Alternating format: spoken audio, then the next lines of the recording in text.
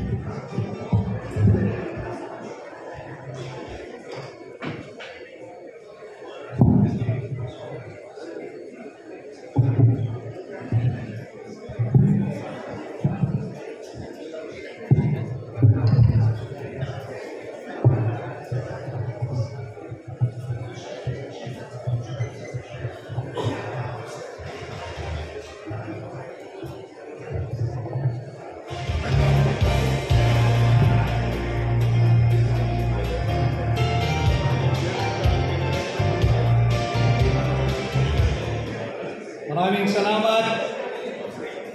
Magandang hapon po sa inyong lahat. Maayong hapon kanatong tanan. Assalamualaikum. At yun ang hindi ko na isulat, Manong Bebot. tanggapin mo na lang ang aking pagbati sa lahat ng Ilocano. Good afternoon po sa inyong lahat. Mahal ninyo, mahal nating lahat ang Pilipinas. Mahal natin ang Pilipino, kung kaya't naririto tayo kahit araw ng linggo, nagsasama-sama sa paglulunsad ng Save the Philippines Coalition. And in this afternoon's event, I am tasked to share my views of our national situation at this critical juncture of our republic. Lahat tayo ay mulat sa nagaganap sa ating bansa.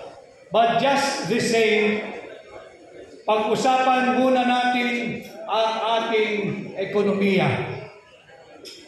Under Bongbong Marcos Jr., our country has sunk and the economy has taken a serious and solid hit due to massive corruption and looting of people's money, looting of public funds. These are not my words. I'm just re-echoing the words of no less than his fellow leader, the President of South Korea, President Lee Jae-myung. This was his word when he justified his decision, his government's decision to withdraw that 28.8 billion pesos loan granted to the Philippines. Binawi niya ang pautang na yan dahil sa massive corruption at looting of public funds na nagaganap sa ilalim ng administrasyon ni Bongbong Marcos Jr.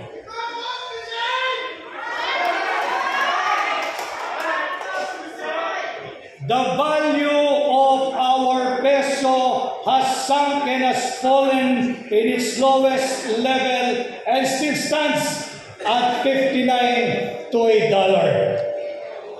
Halos 1/4 or 25% na ng halaga ng ating piso ang nalusaw. Parang kailan lamang noong taong 2022, nasa 55 pesos pa ang palitan ng piso kontra dolyar. Matapos lamang ang 3 taon ni Bongbong Marcos, nasa 59 pesos na ang halaga ng palitan ng piso kontra dolyar. Ang ating third quarter GDP is at a miserable 4%, the slowest growth in over 4 years, below market expectations and even the government's target range. Sinabi nga ng direktor ng Ateneo Center for Research and Development na si Ginoong Sir Percival K. Peña Reyes, and I quote, "Because investors' confidence has been shaken. Foreign investors are pulling back. The scandal," referring to the flood control fund scandal, referring to the Bicameral Conference Committee report scandal, referring to the illegal, invalid, immoral, criminal, unconstitutional 2025 national budget has created a mix of political risk, uncertainty, and social unrest. It threatens investment grade rating and undermines our medium-term fiscal framework. Ang GDP, mga kasama, ay ang bilang ng produkto at serbisyong nanalilikha ng isang ekonomiya. Alam na alam ito ng mga kasama natin sa labor, sa hanay ng manggagawa, kagaya ni Atty. Jimmy Miralles. ang GDP ang siyang ginagamit na pangunahing panukat at sumasalangin sa pangkalahatang kalusugan ng ating ekonomiya at investment confidence. Ito ay kasalukuyang matamlay. Ang ating ekonomiya ay mahina. Ang ating ekonomiya ay dahan-dahan nang nalulumpo. Dahil na rin sa iskandalo na nagsimula sa pangingialam ng Executive Department sa paglulustay ng pera ninyo gamit ang ating taunang budget. Paulit-ulit kong sinasabi kapag tayo'y nabibigyan ng pagkakataong magsalita. Ang punot dulo, ang simula't katapusan, ang ugat ng lahat ng korupsyon sa ating bansa ay nagmumula sa ating taunang budget. Nasa budget nakaangkla, nasa budget nakaugat ang lahat ng uri ng korupsyon, subalit lantaran, talamak at higit na garapalan sa ilalim ng Marcos Jr. Administration. Sinimulan niya ito sa pagpirma.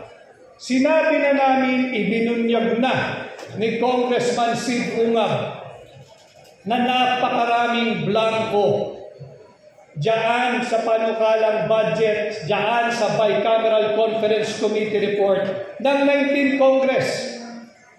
Naghalinhinan sa panggagahasa sa pera ng taong bayan si Congressman Saldico, dating chairman ng appropriation, at ang kanyang kapalit si Congresswoman Stella Kimbo. Hindi natitigil dyan sapagkat meron din silang kahalinhinan sa panggagahasa sa pera ng mga Pilipino. Pagdating naman sa parte ng Senado, ang chairperson ng Finance Committee, walang iba kundi ang dating Senadora Grace Poe. Subalit sa kabila ng pagbubunyag na ito, pinirmahan, inaprubahan pa rin ni Bongbong Marcos ang illegal, invalid, immoral, criminal at unconstitutional 2025 national budget na siyang nagbigay daan sa daluyong ng kurakot, sa daluyong ng korupsyon, sa daluyong ng panggagahasa sa pera nating mga Pilipino.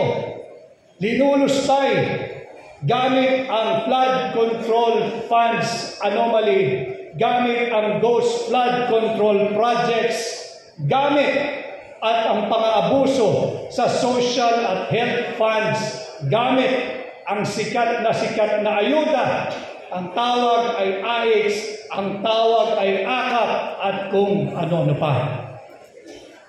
Wala naman silang naidulot na buti sa ating ekonomiya. Ito yung ginagawang pambubudol na justification ng Marcos Jr. Administration. Akanila, bakit ninyo tinututulan ang AKAP, ang AIX, ang ayuda? Ito'y ayuda ibinibigay sa ordinaryong tao upang humigit ang pag-ikot ng ating ekonomiya. Buti sana kung ganun ang naganap.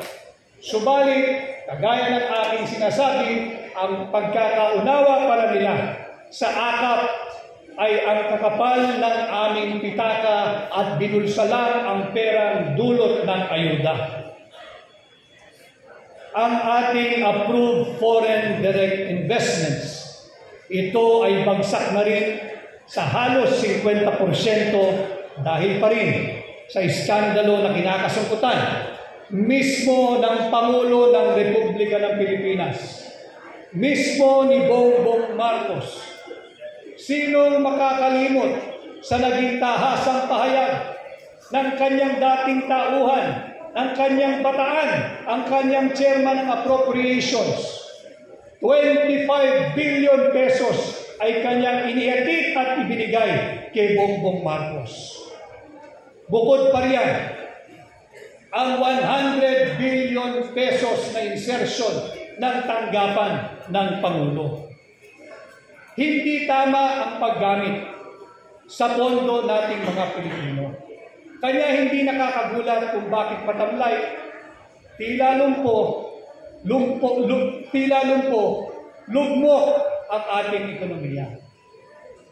Bukod dito, bukod sa napakaraming maling polisiya ng Marcos Jr. administration, hindi rin nakakatulong ang mga irresponsable at mapangahas na nagiging pahayag ng mga opisyal ng Marcos Jr. administration.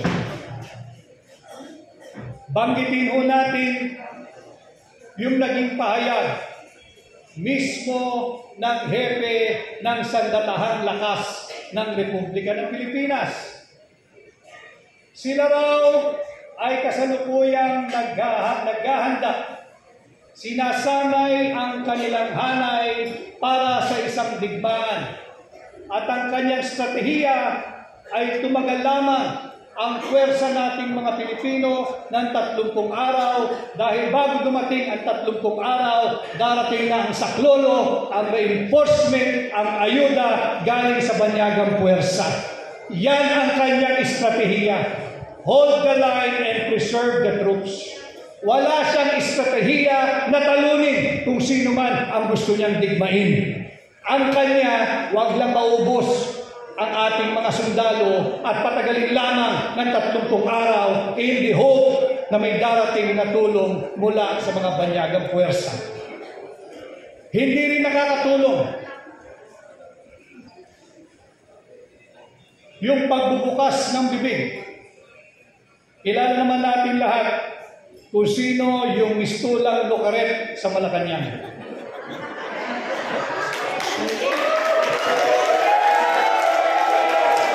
And we have all the right to call her out because sweldado ka ng mamamayang Pilipino.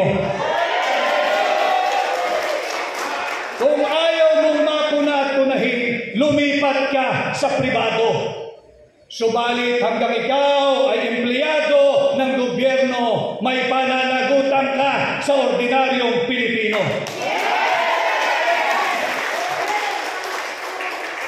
Marami akong nakilala ngayong hapon na pinatutukuyan nila. Binabansagang destabilizers. Kailan pa naging destabilisasyon ang pagsabi ng Marcos resign?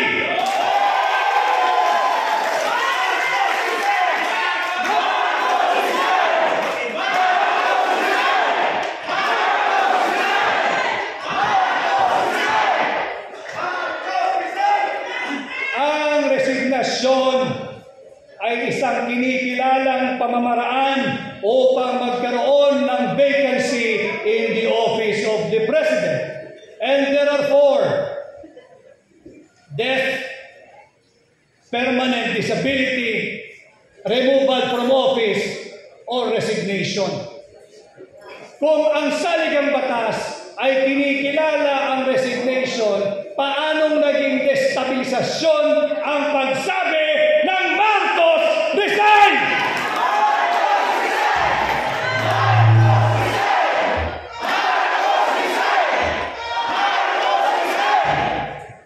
Itong mga maling polisiya, coupled with reckless pronouncement from senior officials of the government, does not inspire confidence to both local and foreign investors. Ang totoong destabilizer, ang totoong destabilisasyon ay ang corruption at drug addiction. If this administration feels some degree or to a great degree of instability in their governance, wag na silang maghanap ng sisisihin.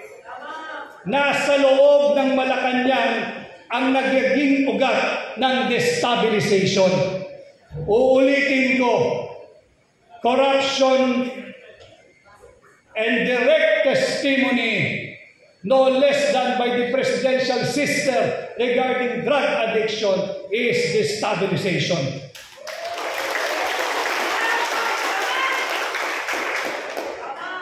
Ang 19% na taripa na ipinataw ng Estados Unidos sa lahat ng produktong Pilipino na papasok sa kanilang bansa, hindi rin ito nakakatulong sa pagsigla ng ating ekonomiya. 19% ang ipinapataw na taripa, samantalang 0% ang sa Estados Unidos. Yan ay produkto ng pagiging tough negotiator. Yang 19% na taripa, nakakasakit at nanganganib kagaya po ng ating coconut oil industry. Pagpasok niya sa bansang Amerika, siya ay papatawan ng 19% na taripa. Samantalang, ang palm oil, kung manggagaling sa Estados Unidos, 0% ang taripa. Paano ka mananalo? Ano ang ating advantage? 19-0. Yan yung mga problema na kinaharap ng ating ekonomiya. Sa kasalukuyan, nandito rin ang ating kaibigan at ginagalang na dating kalihim ng Department of Labor, si Manong Bebot Bello. Ang BPO industry at overseas Filipino workers remittance ang nananatiling angkla ng ating ekonomiya. Yung tinatawag nilang traditional growth drivers. Noong 2024, last year, ang BPO industry at ang remittance ng mga Filipino workers at Filipino migrants combined ay umabot ng $76 billion. Malaki yun. Subalit, hindi pwedeng yung BPO industry lang at yung OFW remittance lamang nakaasa ang pagsigla ng ating ekonomiya. Bukod sa 38 billion na contribution, dollars po ito ha, $38 billion contribution ng BPO industry, nakapagbigay din ito ng direct full employment sa 1.8.2 or 1,820,000 Filipinos ang nabigyan ito ng full-time workers. Subalit, hanggang kailan? Hanggang saan? Sinabi ni dating NEDA Secretary si Dr. Carl Kenrick Chua, pahina na ang BPO industry. Nanganganib din ang BPO industry sapagkat nariyan na yung pagsulpot, yung pag-introduce ng tinatawag nating AI or Artificial Intelligence. And it's just a matter of time. I hope not very soon, mawawalan ng trabaho ang marami sa ating mga kababayan na nagmumula sa BPO industry o BPO sector. Wala tayong magagawa, hindi natin mapipigilan. It's just a matter of when, because AIs or artificial intelligence are poised to take over their employment. Ang OFW, maraming salamat sa inyo, ang ating mga migrants sa inyong remittance. $38.4 billion last year. Malaking suporta ito para mapanatili ang sigla nung tinatawag nating domestic consumer spending. Subalit, hindi nga po nakakatulong yung mga irresponsableng pahayag ng mga senior officials ng ating pamahalaan. Naghahanda, hinahanda, nagsasanay ang ating sandatahang lakas para sa isang digmaan. And in all probability, the Chief of Staff of the AFP was referring to our superpower neighbor, China. Kawawa naman ang ating mga kababayan OFW. Kawawa naman ang kanilang pamilya. Kawawa naman ang ekonomiya ng Pilipinas. Bakit kaya? Hindi kinakailangan magpaputok ng China kahit isang bala para higit na lumpuhin ang ating ekonomiya. Mabutos lamang ang gobyerno ng China. Itigil na ang employment ng lahat ng Pilipino sa Macau, sa mainland China, sa Hong Kong, sa Guangzhou, at kung saan-saan pa. At sila ay i-deport na sa Pilipinas. Paano ang kanilang pamilya? Paano ang ating ekonomiya? Bukod dyan, naghahanda ang ating sandatahan lakas para sa isang napipintong digmaan. Paano kung ipag-utos ng China sa kanyang mga korporasyon, bawal na kayong mag-export ng kahit anong produkto papuntang Pilipinas. And today, ang number one source of our imported products, ang bansang China pa rin. Kaya kung meron tayong problema dito sa loob, sa ekonomiya, dahil na rin sa maling polisiya ng pamahalaan at masyadong mapangahas at irresponsableng pahayag ng mga opisyal nito. Meron sana tayong pagdungtong dito sa BPO at sa mga remittance ng OFW. Ano po yun? Yung ating tourism industry.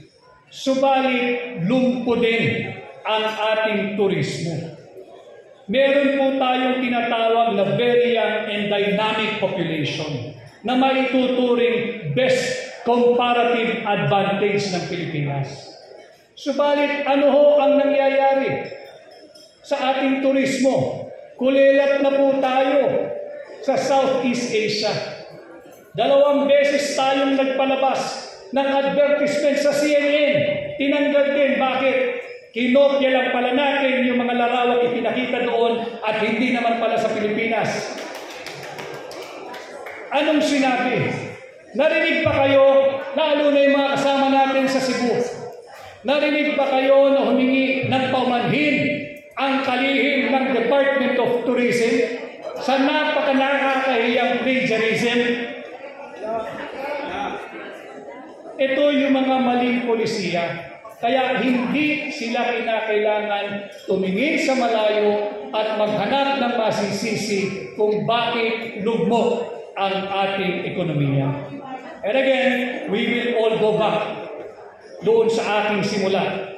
This is the effect, this is the consequence of incompetence, of massive corruption, of looting of public funds. Dinagdagan pa ng panibagong dago yung open, public, and direct testimony ng kapatid ni Bongbong Marcos na siya ay drug addict. Hindi nakakatulong ito sa reputasyon natin bilang destination haven ng mga mamumuhunan ng mga mangangalakal. Unless and until the Marcos Jr. administration will learn what most Filipinos have learned, albeit involuntarily. Ano po yan? Fiscal discipline, prudence, austerity measure, at belt-tightening. The economy of our country will only get worse before it gets better in the next administration. So, ladies and gentlemen, you have to brace yourself and your family for tough times ahead. Pagdating naman sa usaping politikal, alam kong mulat kay lahat sa nangyayari sa ating bansa. Meron tayong kinaharap na leadership, integrity, credibility, and accountability crisis ng administrasyon ni Bongbong Marcos Jr. Ulitin ko, dulot ito ng massive corruption and looting of public funds. Bukod dito, nabuksan muli ang issue ng drug addiction dahil sa naging bukas na pahayag at publikong testimonya na base sa kanyang personal knowledge, base sa kanyang personal experience, base sa kanyang personal na pagkakakilala sa kanyang kapatid, ang ate o ang manang ni Bongbong Marcos. Ano ang tugon ng Lucaret sa palasyo? Hearsay yan. Hindi totoo yan. Paninira yan.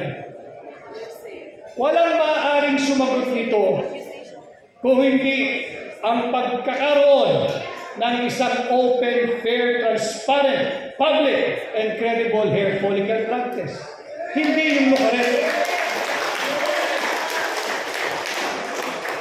Sinabi na nung kapatid, bata pa lamang kami. Ang haba ng kwento niya. Bata pa lamang daw sila ay gumagamit na ang kanyang kapatid. Hindi kayo, hindi ako, hindi yung Lucaret ang may personalidad, pasinungalingan niya. Bakit? Bata pa daw sila eh. Nakita niya eh. Naranasan niya kung ano ang buhay ng kanyang kapatid. Kanya lalong lumalakas, nakakabingi na ang panawagang sumailalim sa open, fair, transparent, and credible hair follicle drug test. Dahil dito, sa aking pananaw, wala nang anupamang moral at legal ascendancy ang tanggapan ng Pangulo. Kung kaya't palakas ng palakas ang sigaw ng sambayanang Pilipino, Marcos resign!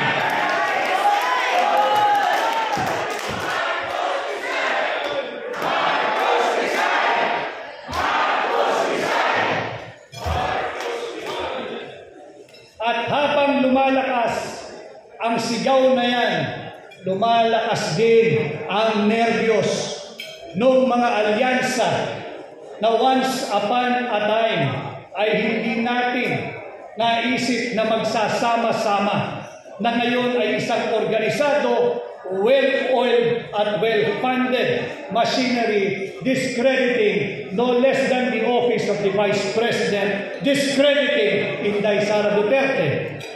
Ito yung tinatawag na mga hilaw na dilaw. May tunay na dilaw. Ito yung mga nakipaglaban nung panahon ng martial law. At meron pa rin, ilan na lamang sila. Subalit, hinahijack nung mga hilaw na dilaw ang tunay na naratibo ng mga tunay na dilaw. Ang tunay na dilaw ay nakipaglaban para sa ating demokrasya. At ang bunga niyan ay ang pagpapatalsik sa Marcos Senior Administration. At ang bunga niyan ay ang pagkakaroon natin ng tinatawag ng mga tunay na dilaw na Cory Aquino Constitution, the 1987 Constitution. Sa mga tunay na dilaw, iyan ay sagrado. Subalit, sa mga hilaw na dilaw, sa mga makakaliwang grupo, sa mga kakamping, at sa mga bagong Pilipinas na alyansa, sasagasaan nila, ibabasura nila, kahit sunugin pa nila ang ating saligang batas, huwag lamang matupad yung malinaw na garansya dyan pagdating sa constitutional succession. Yan ang pwersang nagsasama-sama ngayon. Alam naman natin lahat sa bulwagang ito na yung pagsasamang yan, yung pagsisiping na yan, ay pansamantala lamang. Tinitiis nila ang kanilang sangsan, ang kanilang baho, ang kanilang masamang amoy upang mayurakan, ibasura at wasakin ang Cory Constitution, ang ating saligang batas. Handa nilang isang tabi yan. Handa nilang isang tabi ang diwa ng ating demokrasya upang isulong ang iligal na layunin at hangarin na pigilan at wag maging Pangulo si Inday Sara Duterte, maging ito man ay sa pamamagitan ng isang tapat at malinis na halalan o di kaya sa pamamagitan ng constitutional succession. Pati ang ilang elemento sa loob ng simbahan Katoliko nakakabingi ang inyong katahimikan. Lantaran na ang isyu ng korupsyon. Lantaran na at bumalik-muli ang isyu ng drug addiction. Ang drug addiction ay hindi lamang krimen. Ito'y isang brain disorder. Sakit sa pag-iisip na naglalagay ng maraming katanungan kung tama pa ba ang disposisyon at desisyon ng taong muling pinaratangan at pagbibigay ng testimonya mismo ng kanyang kapatid na siya ay mayroong problema sa drug addiction. Hindi po simpleng bagay ang usapin yan. Bakit? Nakasaad sa ating saligang batas, Article 3, Section 7, the right of the people to information on matters of public concern shall be recognized. Hindi ba public concern ang katanungan kung drug addict ba ang Pangulo o hindi? Hindi ito pwedeng sagutin sa pamamagitan lamang ng isang ngising aso o kaya pahayag ng lukaret sa palasyo. Ang tugon dito, hair follicle drug test para matundukan ang isyong ito. Ito yung paulit-ulit na isinisigaw ng mamamayang Pilipino. At idugtong natin dyan sa Article 3, Section 7. Dalhin ko kayo sa Article 7, Section 12. Ito ay mahalaga. Nakasaad sa Article 7, Section 12, in case of serious illness of the President, the public shall be informed of his state of health. Again, drug addiction is considered both a complex brain disorder and mental illness. Ano ang lagay ng kalusugan ng Pangulo? May katotohanan ba ang naging testimonya ng kanyang sariling kapatid, nakakatandang kapatid, ng kanyang manang na kanyang ate, na siya ay may problema sa drug addiction? Dapat ba nating paniwalaan na walang basihan ang naging testimonya ng kanyang kapatid? Kamusta ang kanyang mental health? Nasa tamang kaisipan pa ba ang Pangulo? At dapat bang pagtiwalaan ang kanyang mga desisyon, disposisyon at pahayag? Again, these are all legitimate issues and questions that must be answered because we, the Filipino people, are the sovereign power, and as the sovereign power, we have the right to ask, we have the right to an official reply, and we have the right to information on matters of public concern, especially on matters of the state of health of the President. Kaya ho natin binabanggit ito sapagkat ang dami na rin usapin patungkol sa ating independent foreign policy. Kasi nga ho, ang drug addiction ay isang problema sa pag-iisip, mental health issue. Kaninong foreign policy ba ang ating isinusulong? Foreign policy ba at interes ba ng Pilipino o ng ating mga banyagang alyado? Article 18, Section 25, malinaw. Bawal ang anumang base militar, bawal ang anumang tropang militar, bawal ang anumang gamit at pasilidad na militar sa kahit na saang sulok ng ating bansa. Sa ating pagkakaalam, mayroong siyam na deklaradong EDCA sites. Yung deklarado, yung hindi deklarado. Ito ay paglaban sa ating saligang batas. Bakit ito hinahayaan? Again, I bring this up to you in relation to the health, especially the mental health of the Commander-in-Chief and his seemingly aggressive stance and war rhetoric against China. Instead of exploring a diplomatic means to diffuse and de-escalate the tension in the South China Sea, tila sinisilaban pa niya. How is his state of health? Is he mentally ill and unfit to continue discharging the mandate of the office of the President? Iiwan ko sa inyo ang katanungang yan. Is he mentally ill and unfit to serve as the Commander-in-Chief? Kaya ko tinatanong yan sa inyo sapagkat sa kabila ng pagsusulong ng mga hilaw na dilaw ng mga kaliwang grupo, ng mga kakampi, ng ilang elemento sa simbahang Katoliko, hindi pwedeng ibasura ang probisyon ng Article 7, Section 8 na aking babasahin. In case of death, permanent disability, removal from office, or resignation of the President, the Vice President shall become the President to serve the unexpired term.